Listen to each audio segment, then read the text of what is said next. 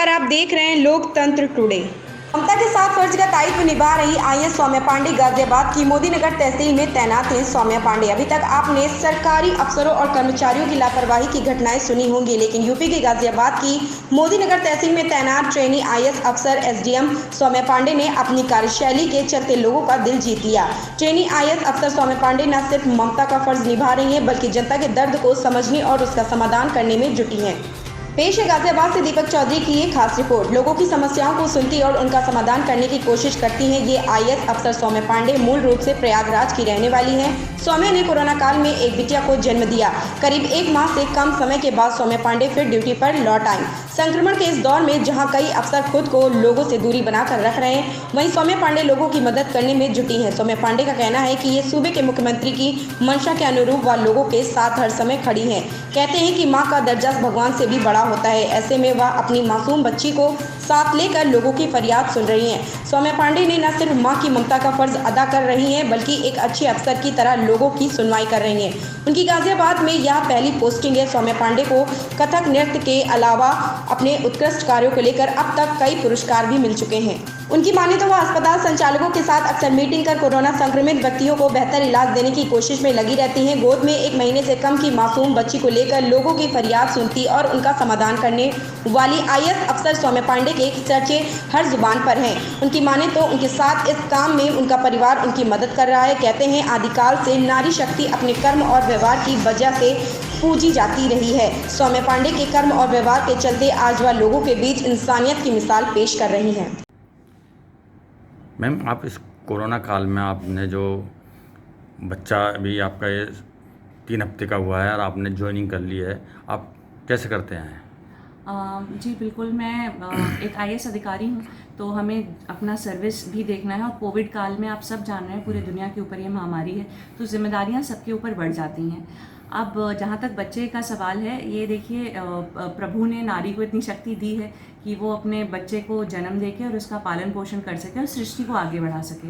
आप देखें, हमारे भारत में भी एक पूरा ग्रामीण परिवेश जो है, उसमें महिलाएं अपनी डिलीवरी के अंतिम दिनों तक काम करती रहती हैं, घरेलू काम करती हैं, बाहर का भी काम करती हैं, खेतों में भी काम करती हैं और फिर बच्चे को जन्म देके घर भी संभालती हैं, बच्चा भी पालती हैं। ठीक उसी प्रकार ये एक प्रभु का आशीर्वाद ही है कि मैं अपने 3 हफ्ते की छोटी बच्ची के साथ अपना प्रशासनिक कार्य कर पा रही हूँ। और ये सिर्फ मेरा इकलौते का योगदान नहीं है, इसमें मेरे परिवार का बहुत योगदान है। जैसे बच्ची के जो नानी नाना हैं, मेरा पूरा एक संयुक्त परिवार है। इसी में कहते हैं कि संयुक्त परिवार का बहुत इंपॉर्टेंट रोल हो जाता है कि परिवार के लोग बच्चे को जितना प्यार दे देते हैं तो आप अपना काम देख सकते हैं। और ना केवल मेरा निजी परिवार, हमारा भारतीय संस्कृति तो वसुधैव कुटुंबकम की भावना से चलता है। तो मेरा जो तहसील परिवार है, मेरा जो पूरा ये गाजियाबाद का एक जिला प्रशासन परिवार है, इसमें बहुत सहयोग मिला मुझे थ्रू आउट प्रेगनेंसी और डिलीवरी के बाद भी। पूरा तहसील प्रशासन, जिसमें तहसीलदार, नायब तहसीलदार, तहसील के समस्त लेखपाल और समस्त स्टाफ, इन्होंने जी जान से मेहनत की और मेरा काफ़ी कार्य संभाला और काफ़ी टीम वर्क का एक उदाहरण दिया।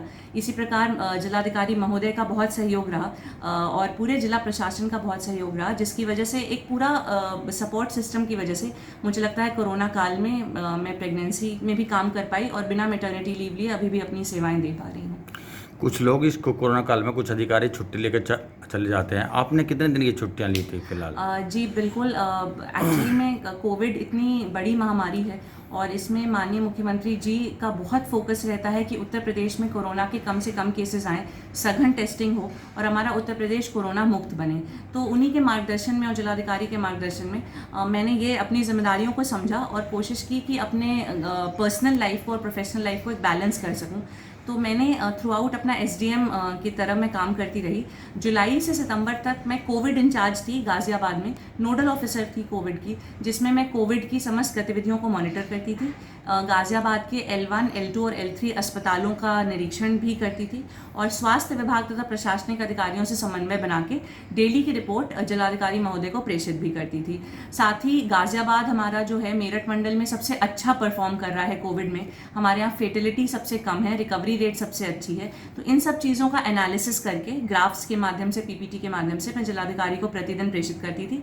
तो इसमें फील्ड वर्क कम था, चूँकि बैठ के काम ज़्यादा था तो मुझे सूट भी कर रहा था और डीएम सर का काफ़ी सपोर्ट रहा इसमें, जिससे वजह से मैं ऐसा काम कर पाई जिसमें बहुत फील्ड वर्क ना हो, क्योंकि गवर्नमेंट का ये शासनादेश भी था, गवर्नमेंट का ऑर्डर था कि गर्भवती महिलाओं को कोरोना काल में कम से कम बाहर निकलना चाहिए क्योंकि वो रिस्क पे ज़्यादा रहती हैं।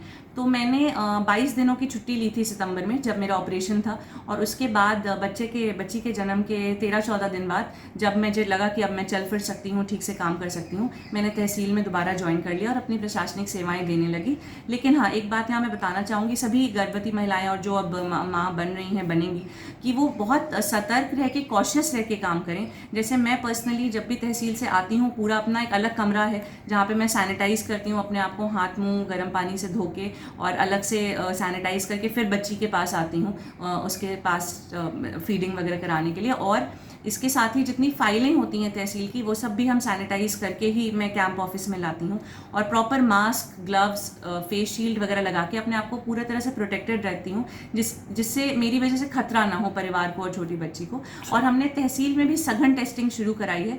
तहसील मोदी नगर को कोरोना मुक्त बनाने के उद्देश्य से तहसील में जितने लोग आ रहे हैं, आप लोग जैसे पत्रकार बंधु हैं, वकील हैं, जितने जनता में लोग आते हैं, रोज़ फरियादी आते हैं, उन सब की एंटीजन किट के माध्यम से टेस्टिंग की जाती है, तभी उनको एंट्री मिलती है। और ये टेस्टिंग 1 हफ्ते तक मान्य रहती है। तो हम टेम्परेचर, पल्स और एंटीजन किट के माध्यम से कोरोना टेस्ट हर व्यक्ति का तहसील में करा रहे हैं, जिससे उनका और उनका परिवार भी सुरक्षित रह सके।